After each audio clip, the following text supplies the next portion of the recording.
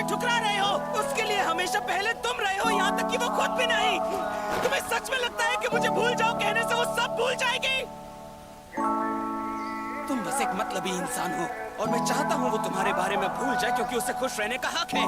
और हाँ, मैं ऐसे इंसान को जानता हूँ जिसके दिल के वो बहुत करीब है। नहीं, मैं नहीं चाहता वो किसी और के साथ जाए। चाहता हूँ कि हम जिंदगी भर साथ रहे और मेरे मरने के बाद भी वो मुझे कम से कम 10 साल तक याद रखे।